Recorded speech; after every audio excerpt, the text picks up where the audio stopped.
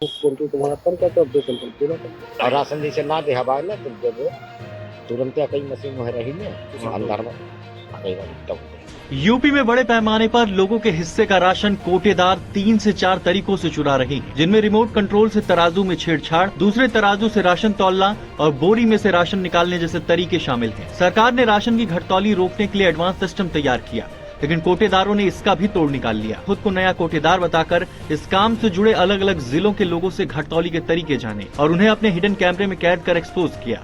सबसे पहले हम खाद्य मंत्री सतीश चंद्र शर्मा के जिले बाराबंकी पहुंचे। यहाँ मसौली गांव में कोटा चलाने वाले राधेलाल से हम अपने सोर्स के साथ मिले। खुद को इस बिजनेस में नया बताकर उससे घटतौली के तरीके सिखाने के लिए कहा, जिस पर वो राजी हो गया और उसने हमें घटतौली के तरीके बताए। टुल्लू पंप है, टुल्लू पंप है। हाँ हाँ, शाम को लेबर को रखना ना है, अपने हाथ से कर लेना, ठीक, दुकान चलानी है। 10 लीटर की बाल्टी रखना, उसको 10 लीटर पानी भरना, ये बोरी काटो हल्का सा गिलास में मार करके दूसरी बोरी काटो, तुमको 2 क्विंटल तुम्हारा तन का तो 2 क्विंटल पूरा कर। कोटेदार राधेलाल हर महीने हेरा फेरी कर कुल 9 क्विंटल राशन की चोरी करता है। इससे वो एक साल में 6 लाख रुपए की अवैध कमाई कर रहा है। बाराबंकी में ही हमें कोटेदार आशीष यादव के पिता मिले। उन्होंने पूरा ट्रक राशन बेचने का दावा किया और कहा, बेटे से मिल लो, नुकसान नहीं होगा।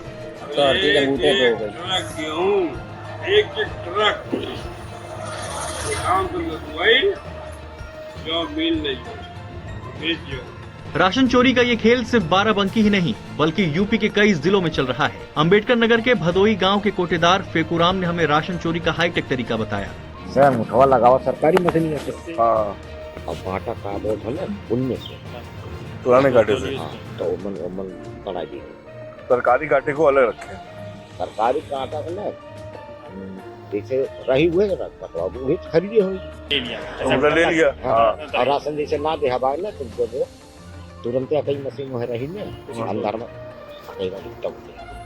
फेकुराम ने कहा, हर महीने 35 से 40 हजार रुपए की कमाई होती है, जिसमें से 1500 रुपए स्थानीय सप्लाई इंस्पेक्टर को देना होता है, क्योंकि इस पूरे खेल में सप्लाई इंस्पेक्टर का रोल सबसे अहम है।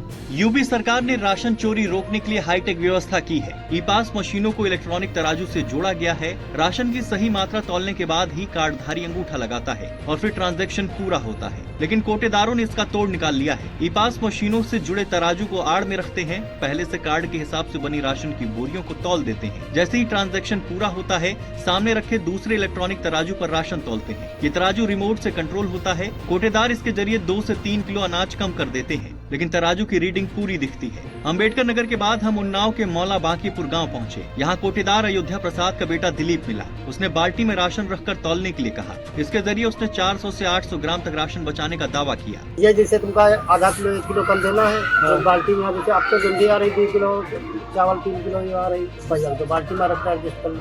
अच्छा, बाल्टी में रखते जैसे 800 ग्राम 400 ग्राम बाल्टी क्या होती है, यही आती है। कासगंज के दुरैया गांव में राशन की दुकान चलाने वाले कृपाल सिंह और उनके बेटे विवेक ने कहा, अगर कोई कोटेदार की शिकायत करता है तो अधिकारी से मैनेज करने के लिए रिश्वत में राशन लेते हैं। शिकायत एक आधा आदमी करता हुआ है तो अधिकारी का मैनेज कर देना। हाँ, आराम से कह दो भैया एक काम करिए, शिकायत करो और बाद में पूछ ले मिलियो संतुष्ट हुई, काम खत्म, क्लोज हुई।